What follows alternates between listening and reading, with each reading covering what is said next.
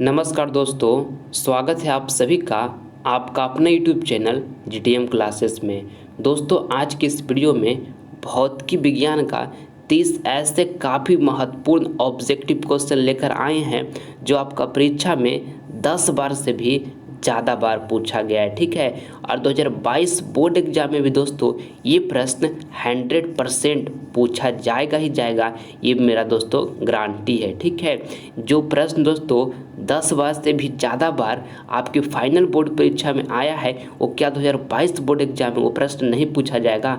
100% दोस्तों पूछा जाएगा ही जाएगा। इसलिए इस वीडियो को आप कंप्लीट देखिएगा, एक भी प्रश्न को स्किप नहीं कीजिएगा, शुरू से लेकर अंत तक आप इस वीडियो में बने रहिएगा। ठीक है, तो आइए हम बिना टाइम वेस्ट किए हुए वीडियो को स्टार्ट करते हैं पहले नंबर प्रश्न से। प्रकाश के परावर्तन के कितने नियम हैं? काफ़ी महत्वपूर्ण प्रश्न दोस्तों आपके फाइनल बोर्ड परीक्षा के लिए। ऑप्शन ए में लिखा हुआ 1, बी में लिखा हुआ 2, सी में लिखा हुआ 3 और डी में लिखा हुआ 4। तो ये प्रश्न में आपको यहाँ से बताना है कि प्रकाश के परावर्तन के कितने नियम हैं। तो 2 नियम है। ठीक है, ऑप्शन नंबर यहाँ पे जो बी होगा हमारा बिल्कुल राइट आंसर हो जाएगा। ठीक है, और दोस्तों प्रकाश के अपवर्तन के कितने नियम हैं? तो प्रकाश के अपवर्तन का भी दोस्तों 2 नियम है। ठीक है, ये भी आपको साथ में याद रखना है। आइए अगला प्रश्न हम देख लेते हैं, दूसरा नंबर। निम्न में से कौन सा ऊर्जा का नवीकरणीय स्रोत है? ऑप्शन ए में लिखा हुआ है जैव मात्रा, बी में लिखा हुआ है कोयला, सी में लिखा हुआ है पेट्रोलियम और डी में लिखा है इनमें से कोई नहीं। तो ये प्रश्न में आपको यहाँ से बताना है दोस्तों कि निम्न में से कौन सा ऊर्जा का नवीकरणीय स्रोत है। तो देखिए दोस्तों, समझिएगा कि हम नवीकरणीय संसाधन किसे कहते हैं। तो वैसा संसाधन जो एक बार खत्म हो जाए तो फिर से उसे उत्पन्न किया जा सकता है, उसे हम नवीकरणीय संसाधन बोलते हैं। ठीक है, और अनवीकरणीय संसाधन हम किसे बोलते हैं?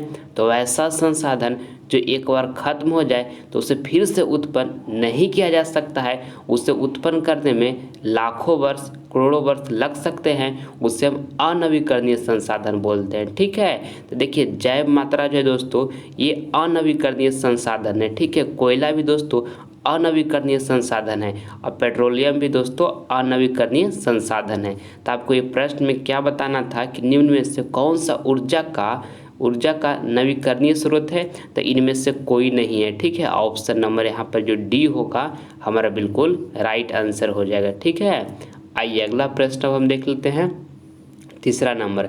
हजामत बनाने के लिए प्रयोग किया जाता है। काफ़ी महत्वपूर्ण प्रश्न दोस्तों आपके फाइनल बोर्ड परीक्षा के लिए, बहुत बार ये प्रश्न आपके परीक्षा में पूछा गया है। ठीक है, ऑप्शन ए में लिखा हुआ उत्तल दर्पण, बी में लिखा है अवतल दर्पण, सी में लिखा है समतल दर्पण और डी में लिखा है उपयुक्त तीनों। तो ये प्रश्न में आपको बताना है दोस्तों कि हजामत बनाने के लिए प्रयोग किया जाता है तो अवतल दर्पण का प्रयोग किया जाता है। ठीक है, ऑप्शन नंबर यहाँ पे जो बी होगा हमारा बिल्कुल राइट आंसर हो जाएगा।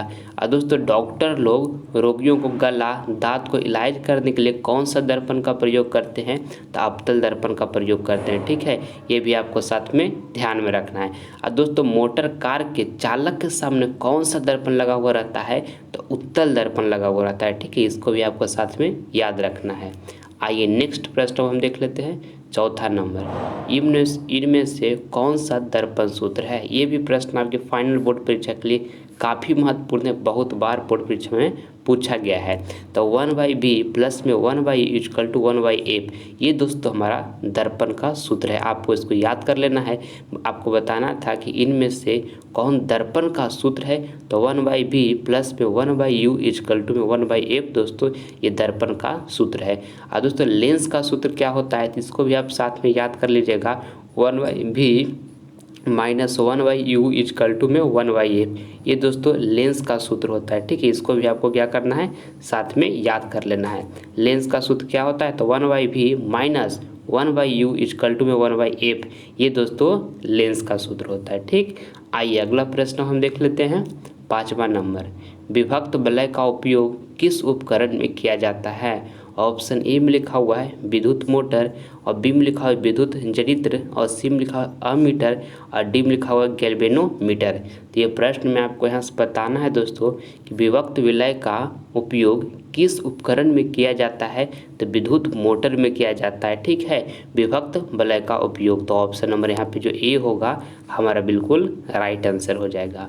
आइए अगला प्रश्न हम देख लेते हैं। छठा नंबर, नरौरा नाभिकीय विद्युत संयंत्र किस राज्य में स्थित है? ऑप्शन ए में लिखा हुआ है राजस्थान, बी में लिखा हुआ है महाराष्ट्र, सी में लिखा है उत्तर प्रदेश, और डी में लिखा है गुजरात। तो ये प्रश्न में आपको यहाँ से बताना है दोस्तों कि नरौरा नाभिकीय विद्युत संयंत्र किस राज्य में स्थित है, तो उत्तर प्रदेश में है। ठीक है, ऑप्शन नंबर यहाँ पे जो सी होगा हमारा बिल्कुल राइट आंसर हो जाएगा। आइए अगला प्रश्न हम देख लेते हैं। सातवां नंबर, ये 30 ऑब्जेक्टिव क्वेश्चन दोस्तों आपके फाइनल बोर्ड परीक्षा के लिए काफ़ी महत्वपूर्ण है। ये सभी प्रश्न आपके बोर्ड परीक्षा में 10 बार से भी ज़्यादा बार पूछा गया है, इसलिए इस वीडियो का एक भी प्रश्न को स्किप आप नहीं कीजिएगा दोस्तों। इस वीडियो में से बहुत सा प्रश्न आपके फाइनल बोर्ड परीक्षा में हूबहू आएंगे, ये मेरा 100% गारंटी है, इसलिए इस वीडियो का पूरी कॉन्सेंट्रेशन के साथ देखिएगा। ठीक है, देखिए 7वां नंबर प्रश्न हम देखते हैं। पुतली के साइज को नियंत्रित करता है? ऑप्शन ए में लिखा हुआ है पछमाभी, बी में लिखा है परितारिका, सी में लिखा हुआ है नेत्र लेंस, और डी में लिखा है रेटिना यानी कि दृष्टि पटल। तो आपको ये प्रश्न में बताना है दोस्तों कि पुतली के साइज को नियंत्रित करता है तो परितारिका करता है। ठीक है, ऑप्शन नंबर यहाँ पर जो बी होगा हमारा बिल्कुल राइट आंसर हो जाएगा। आइए नेक्स्ट प्रश्न हम देख लेते हैं। 8 नंबर, मानव नेत्र वस्तु का प्रतिबिंब निम्न में से किस भाग पर बनता है? काफ़ी महत्वपूर्ण प्रश्न है आपके फाइनल बोर्ड परीक्षा के लिए। ऑप्शन ए में लिखा हुआ है कॉर्निया, बी में लिखा हुआ है आइरिस, और सी में लिखा है रेटिना, और डी में लिखा है पुतली। तो आपको बताना है दोस्तों कि मानव नेत्र वस्तु का प्रतिबिंब निम्न में से किस भाग पर बनता है, तो रेटिना पर बनता है यानी कि दृष्टि पटल जिसको बोलते हैं। ऑप्शन नंबर यहाँ पे जो सी होगा हमारा बिल्कुल राइट आंसर हो जाएगा। और दोस्तों नेत्रदान में नेत्र का कौन सा भाग दान में दिया जाता है, तो कॉर्निया को दिया जाता है। ठीक है, ये भी आपको साथ में याद रखना है। आइए अगला प्रश्न हम देख लेते हैं। 9 नंबर, पवन विद्युत जनित्र में पवन की चाल कम से कम कितनी होनी चाहिए? काफ़ी महत्वपूर्ण प्रश्न है दोस्तों आपके फाइनल बोर्ड परीक्षा के लिए। ऑप्शन ए में लिखा है 15 किलोमीटर प्रति घंटा, बी में लिखा है 150 किलोमीटर प्रति घंटा, और देखिए सी में लिखा हुआ 1.5 किलोमीटर प्रति घंटा, और देखिए यहाँ डी में लिखा हुआ है 1500 किलोमीटर प्रति घंटा। तो आपको बताना है दोस्तों कि पवन विद्युत जनित्र में पवन की चाल कम से कम कितनी होनी चाहिए, तो 15 किलोमीटर प्रति घंटा होना चाहिए। ठीक है, ऑप्शन नंबर यहाँ पे ए जो होगा हमारा बिल्कुल राइट आंसर हो जाएगा। आइए अगला प्रश्न हम देख लेते हैं। 3 नंबर, भारत में उत्पादित प्रतिवर्ती विद्युत धारा की आवृत्ति होती है? ऑप्शन ए में लिखा है 50 हर्ट्ज, बी में लिखा हुआ 60 हर्ट्ज, सी में लिखा है 70 हर्ट्ज, और डी में लिखा है 80 हर्ट्ज। तो ये प्रश्न में आपको यहाँ से बताना है दोस्तों कि भारत में उत्पादित प्रतिवर्ती विद्युत धारा की आवृत्ति होती है तो 50 हर्ट्ज होता है। ऑप्शन नंबर यहाँ पे जो ए होगा हमारा बिल्कुल राइट आंसर हो जाएगा। ठीक है, आइए अगला प्रश्न हम देख लेते हैं। 11 नंबर, जल विद्युत संयंत्र किस ऊर्जा को विद्युत ऊर्जा में रूपांतरित करता है? ऑप्शन ए में लिखा है तापीय ऊर्जा, बी में लिखा है नाभिकीय ऊर्जा, सी में लिखा है सौर ऊर्जा, और डी में लिखा है स्थितिज ऊर्जा।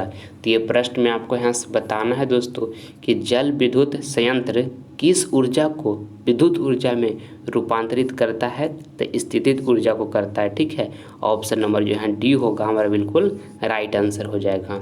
आइए अगला प्रश्न हम देख लेते हैं। 12 नंबर, विद्युत धारा उत्पन्न करने की युक्ति को कहते हैं? काफ़ी महत्वपूर्ण प्रश्न दोस्तों आपके फाइनल बोर्ड परीक्षा के लिए। बहुत बार ये प्रश्न आपके बोर्ड परीक्षा में पूछा गया है। ठीक है, ऑप्शन ए में लिखा हुआ मोटर, बी में लिखा हुआ गैल्वेनोमीटर, और देखिए सी में लिखा हुआ है एमीटर, और डी में लिखा है जनित्र। तो आपको बताना है दोस्तों ये प्रश्न में कि विद्युत धारा उत्पन्न करने की युक्ति को कहते हैं तो जनित्र कहते हैं। ठीक है, ऑप्शन नंबर यहाँ पे जो डी होगा हमारा बिल्कुल राइट आंसर हो जाएगा। ठीक, आइए अगला प्रश्न हम देख लेते हैं। 13 नंबर, और दोस्तों ये 30 ऑब्जेक्टिव क्वेश्चन काफ़ी महत्वपूर्ण प्रश्न है आपके फाइनल बोर्ड परीक्षा के लिए। इसमें से जो प्रश्न भी आपको याद नहीं होगा उससे नोटबुक पर आप अच्छी तरीके से नोट कर लीजिएगा और उससे आप अच्छे तरीके से याद कर लीजिएगा, ठीक है। इससे आपको फ़ायदा क्या होगा दोस्तों कि जो आपका प्रिपरेशन का तैयारी है, यानी कि आप जो तैयारी कर रहे हैं बोर्ड एग्जाम का, उसका लेवल जो होगा वो डे बाई डे इंक्रीज करते जाएगा, ठीक है। इसलिए जो प्रश्न याद नहीं हो दोस्तों उसे प्लीज़ आप नोटबुक पर जरूर लिखिएगा। अगर जो ये काम अभी से करते हैं दोस्तों तो फाइनल बोर्ड एक परीक्षा में आपको 480 प्लस मार्क्स लाने से कोई भी नहीं रोक सकता है, ठीक है। और मन से पढ़ाई कीजिएगा क्योंकि अब समय धीरे धीरे आपको बहुत नज़दीक आते जा रहा है। अभी से जुनून के साथ तैयारी में लग जाइए, 480 प्लस मार्क्स आपको ज़रूर प्राप्त होगा, ठीक है। आइए हम देखते हैं 13 नंबर प्रश्न। निम्न में से कौन सा पदार्थ लेंस बनाने के लिए प्रयुक्त नहीं किया जा सकता है? ऑप्शन ए में लिखा हुआ जल, बी में लिखा हुआ कांच, सी में लिखा है प्लास्टिक और डी में लिखा है मिट्टी। तो ये प्रश्न में आपको यहाँ से बताना है दोस्तों कि निम्न में से कौन सा पदार्थ लेंस बनाने के लिए प्रयुक्त नहीं किया जा सकता है। देखिए जल जो है दोस्तों ये लेंस बनाने के लिए प्रयुक्त किया जा सकता है, और कांच भी दोस्तों लेंस बनाने के लिए प्रयुक्त किया जा सकता है, और प्लास्टिक भी दोस्तों लेंस बनाने के लिए प्रयुक्त किया जा सकता है। और मिट्टी जो है दोस्तों ये लेंस बनाने के लिए प्रयुक्त नहीं किया जा सकता है, ठीक है। तो ऑप्शन नंबर यहाँ पे जो डी होगा हमारा बिल्कुल राइट आंसर हो जाएगा, ठीक। आइए अगला प्रश्न हम देख लेते हैं अब 14 नंबर। विभवांतर का ए स्थायी मात्रक होता है। काफ़ी महत्वपूर्ण प्रश्न है दोस्तों आपकी फाइनल बोर्ड परीक्षा के लिए। 10 बार से भी ज़्यादा बार ये प्रश्न आपके बोर्ड एग्जाम में पूछा गया है। ऑप्शन ए में लिखा हुआ है ओम, बी में लिखा हुआ है बोल्ट, और सी में लिखा हुआ है एम्पियर और डी में लिखा है जूल। तो आपको बताना है दोस्तों विभवांतर का ए स्थायी मात्रक होता है तो बोल्ट होता है। आपको इसको अच्छी तरीके से याद कर लेना है, ठीक है। देखिए प्रतिरोध का स्थायी मात्रक दोस्तों ओम होता है, ठीक। देखिए विद्युत धारा का स्थायी मात्रक दोस्तों एम्पियर होता है, और कार्य का स्थायी मात्रक, कार्य का दोस्तों एक स्थायी मात्रक क्या होता है तो जूल होता है, ठीक है। आपको इसको याद रखना है। आइए अगला प्रश्न हम देख लेते हैं 15 नंबर। निकट दृष्टि दोष में किस लेंस का प्रयोग होता है? ऑप्शन ए में लिखा हुआ उत्तल लेंस, बी में लिखा हुआ अवतल लेंस और सी में लिखा हुआ बेलनाकार लेंस और डी में लिखा हुआ उत्तल एवं अवतल दोनों। तो ये प्रश्न में आपको यहाँ से बताना है दोस्तों कि निकट दृष्टि दोष में किस लेंस का प्रयोग होता है। तो देखिए समझिएगा कि जिस इंसान को दोस्तों निकट दृष्टि दोष हुआ रहता है उसको निकट की वस्तु स्पष्ट दिखाई देता है मगर दूर की वस्तु उसे स्पष्ट नहीं दिखाई देता है। और इस दोष में किस लेंस का प्रयोग होता है तो अवतल लेंस का प्रयोग होता है, ठीक है। ऑप्शन नंबर यहाँ पर जो बी होगा दोस्तों हमारा बिल्कुल राइट आंसर हो जाएगा, ठीक। आइए अगला प्रश्न हम देख लेते हैं 16 नंबर। तारे के टिमटिमाने का कारण है। ऑप्शन ए में लिखा है वायुमंडलीय परावर्तन, और देखिए बी में लिखा है कुल परावर्तन, और सी में लिखा है वायुमंडलीय अपवर्तन और डी में लिखा है कुल अपवर्तन। तो ये प्रश्न में आपको यहाँ से बताना है दोस्तों कि तारे के टिमटिमाने का कारण है तो वायुमंडलीय अपवर्तन है। ऑप्शन नंबर यहाँ पे जो सी होगा हमारा बिल्कुल राइट आंसर हो जाएगा, ठीक। आइए अगला प्रश्न हम देख लेते हैं 17 नंबर। और दोस्तों आगे बढ़ने से पहले आपसे हमारी एक छोटी सी रिक्वेस्ट है कि अगर जो आप अभी तक हमारे चैनल को सब्सक्राइब नहीं किए हैं तो प्लीज़ दोस्तों आप इस चैनल को जल्द सब्सक्राइब कर लें। इससे आपको फ़ायदा क्या होगा कि जब हम लाइव क्लास आएंगे तो उसका नोटिफिकेशन जो होगा आपको सबसे पहले प्राप्त होगा, ठीक है। तो अभी तक आप सब्सक्राइब नहीं किए हैं तो रेड बटन दबाइए और हमारे चैनल से आप जल्द जुड़ जाइए, ठीक है। देखिए 17 नंबर प्रश्न अब हम देखते हैं। समान आँख के लिए स्पष्ट दर्शन की न्यूनतम दूरी होती है। काफ़ी महत्वपूर्ण प्रश्न है आपके बोर्ड एग्जाम के लिए। ऑप्शन ए में लिखा है 10 सेंटीमीटर, बी में लिखा है 15 सेंटीमीटर और सी में लिखा है 20 सेंटीमीटर और डी में लिखा है 25 सेंटीमीटर। तो आपको बताना है दोस्तों कि समान आँख के लिए स्पष्ट दर्शन की न्यूनतम दूरी होती है तो 25 सेंटीमीटर होती है, ठीक है। ऑप्शन नंबर यहाँ पे जो डी होगा हमारा बिल्कुल राइट आंसर हो जाएगा, ठीक। और दोस्तों अगर जो आपसे पूछा जाए कि समान आँख के लिए दूर बिंदु होता है तो दूर बिंदु जो होता है दोस्तों वो अनंत होता है, ठीक। ये भी आपको साथ में याद रखना है कि समान आँख के लिए दूर बिंदु होता है तो अनंत होता है, ठीक। आइए अगला प्रश्न हम देख लेते हैं 18 नंबर। समतल दर्पण द्वारा बना प्रतिबिंब हमेशा ऑप्शन ए में लिखा हुआ वास्तविक होता है, बी में लिखा है काल्पनिक होता है और देखिए सी में लिखा है कभी वास्तविक तो कभी काल्पनिक होता है और डी में लिखा है इनमें से कोई नहीं। तो ये प्रश्न में आपको यहाँ से बताना है दोस्तों कि समतल दर्पण द्वारा बना प्रतिबिंब होता है तो काल्पनिक होता है, ठीक है। ऑप्शन नंबर यहाँ पर जो बी होगा दोस्तों हमारा बिल्कुल राइट आंसर हो जाएगा, ठीक। आइए अगला प्रश्न हम देख लेते हैं 19 नंबर। धारा मापने के यंत्र को कहते हैं। ऑप्शन ए में लिखा हुआ एम्पियर, बी में लिखा हुआ है कूलॉम्ब, सी में लिखा हुआ है आमीटर और डी में लिखा है वोल्ट मीटर। तो ये प्रश्न में आपको यहाँ से बताना है दोस्तों कि धारा मापने के यंत्र को कहते हैं तो आमीटर कहते हैं। ठीक है, ऑप्शन नंबर यहाँ पे सी जो होगा हमारा बिल्कुल राइट आंसर हो जाएगा। आइए अगला प्रश्न हम देख लेते हैं 20 नंबर। विभवांतर मापने वाले यंत्र को कहते हैं। ऑप्शन ए में लिखा हुआ है आमीटर, बी में लिखा है वोल्टामीटर और सी में लिखा हुआ है मैनोमीटर और देखिए यहाँ पे डी में लिखा हुआ है वोल्ट मीटर। तो ये प्रश्न में आपको यहाँ से बताना है दोस्तों कि विभवांतर मापने वाले यंत्र को कहते हैं तो वोल्ट मीटर कहते हैं। ठीक है, ऑप्शन नंबर यहाँ पे डी जो होगा हमारा बिल्कुल राइट आंसर हो जाएगा। ठीक, आइए अगला प्रश्न हम देख लेते हैं 21 नंबर।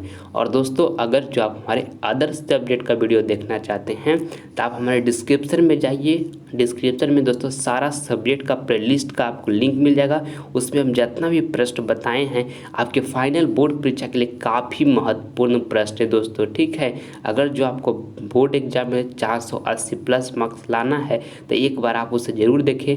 आपके लिए वीडियो दोस्तों काफ़ी हेल्पफुल साबित होगा। ठीक है, डिस्क्रिप्शन में लिंक है, जाके एक बार ज़रूर देखें। देखिए 21 नंबर प्रश्न हम देखते हैं। हमारे घरों में जो विद्युत आपूर्ति की जाती है वह ऑप्शन ए में लिखा है 220 वोल्ट पर दिष्ट धारा होती है। दिष्ट मतलब होता है दोस्तों डीसी यानी कि डायरेक्ट करंट। ठीक है, और देखिए ऑप्शन बी में लिखा हुआ है 12 वोल्ट पर दिष्ट धारा होती है यानी कि डीसी होती है और सी में लिखा हुआ है 220 वोल्ट पर प्रतिवर्ती धारा होती है। प्रतिवर्ती धारा मतलब है दोस्तों एसी यानी कि अल्टरनेटिंग करंट। और देखिए यहाँ पर डी में लिखा हुआ है 12 वोल्ट पर प्रतिवर्ती धारा होती है यानी कि 12 वोल्ट पर अल्टरनेटिंग करंट होती है। तो ये प्रश्न में आपको यहाँ से बताना है दोस्तों कि हमारे घरों में जो विद्युत आपूर्ति की जाती है वह तो 220 वोल्ट पर प्रतिवर्ती धारा होती है यानी कि 220 वोल्ट पर दोस्तों प्रतिवर्ती मतलब क्या एसी यानी कि अल्टरनेटिंग करंट होती है। ऑप्शन यहाँ पे सी जो होगा हमारा बिल्कुल राइट आंसर हो जाएगा। ठीक, आइए अगला प्रश्न अब हम देख लेते हैं 22 नंबर। विद्युत बल्ब में फिलामेंट बना होता है।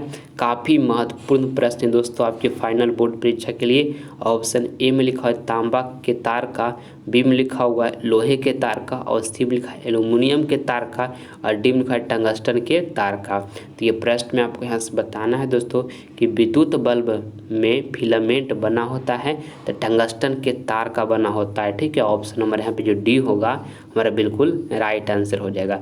और दोस्तों विद्युत हीटर का जो कुंडली होता है वो किस चीज़ का बना होता है तो नाइक्रोम का बना होता है। ये भी आपको साथ में याद रखना है।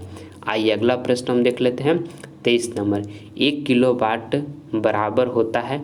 ऑप्शन ए में लिखा हुआ 3.6 इंटू 10⁻⁶ जूल के और बी में लिखा हुआ 3.0 इंटू 10⁵ जूल के और सी में लिखा हुआ 3.6 और यहाँ पर लिख 3.6 जूल के और डी में लिखा हुआ है 3.0 जूल के। तो ये प्रश्न में आपको यहाँ से बताना है दोस्तों कि 1 किलोवाट बराबर होता है तो 3.6 इंटू 10⁻⁶ जूल के होता है। ऑप्शन नंबर ए जो होगा हमारा बिल्कुल राइट आंसर हो जाएगा। आपको इसको अच्छे तरीके से याद कर लेना है। ठीक, आइए अगला प्रश्न हम देख लेते हैं 24 नंबर।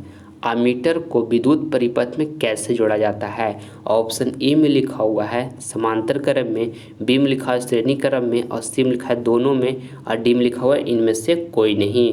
तो ये प्रश्न में आपको यहाँ से बताना है दोस्तों कि आमीटर को विद्युत परिपथ में कैसे जोड़ा जाता है तो श्रेणी क्रम में जोड़ा जाता है। ऑप्शन नंबर यहाँ पर जो बी होगा हमारा बिल्कुल राइट आंसर हो जाएगा। ठीक है, जब आपसे बोर्ड एग्जाम में पूछे दोस्तों कि वोल्ट मीटर को विद्युत परिपथ में कैसे जोड़ा जाता है तो समांतर क्रम में जोड़ा जाता है। ठीक है, ये आपको साथ में याद रखना है।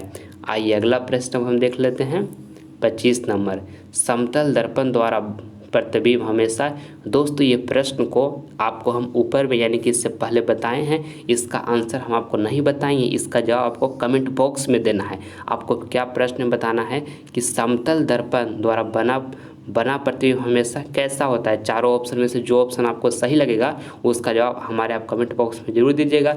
ऐसे आप लिख लीजिएगा कि 25 का लिख लीजिएगा, और यहाँ पे जो आपको ए सही लगे, बी सही लगे, सी सही लगे, डी सही लगे, जो ऑप्शन आपको सही लगेगा उसका जवाब आप हमारे कमेंट बॉक्स में जरूर दीजिएगा। ये प्रश्न आपको हम पहले बता चुके हैं, इसको हम जवाब नहीं बताएंगे। आइए अगला प्रश्न हम देख लेते हैं। 26 नंबर, विद्युत फ्यूज विद्युत धारा के सिद्धांत किस सिद्धांत पर कार्य करता है। काफ़ी महत्वपूर्ण प्रश्न है आपके बोर्ड एग्जाम के लिए।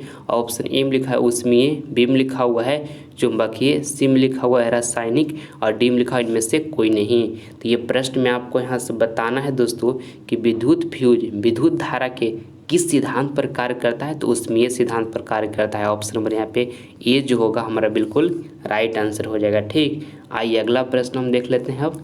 27 नंबर, लघु पतन के समय परिपथ में विद्युत धारा का मान। काफ़ी महत्वपूर्ण प्रश्न दोस्तों आपके फाइनल बोर्ड परीक्षा के लिए।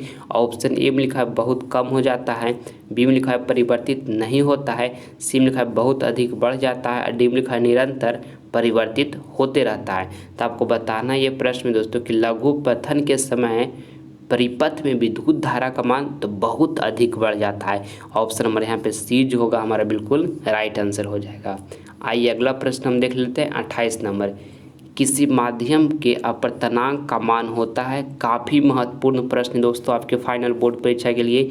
आपको इसमें बताना है कि किसी माध्यम के अपर्तनांक का मान होता है। तो साइन आई और बाई में साइन आर होता है। ठीक है, ऑप्शन नंबर यहाँ पर ए जो होगा हमारा बिल्कुल राइट आंसर हो जाएगा।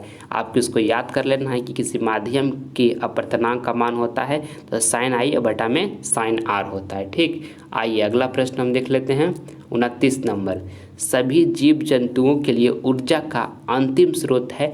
ऑप्शन ए में लिखा है ग्रह, बी में लिखा है चंद्रमा, सी में लिखा है सूर्य, और डी में लिखा है कोयला। तो ये प्रश्न में आपको यहाँ से बताना है दोस्तों कि सभी जीव जंतुओं के लिए ऊर्जा का अंतिम स्रोत है तो सूर्य है। ऑप्शन नंबर यहाँ पे सी जो होगा हमारा बिल्कुल राइट आंसर हो जाएगा। ठीक, आइए अगला प्रश्न हम देख लेते हैं।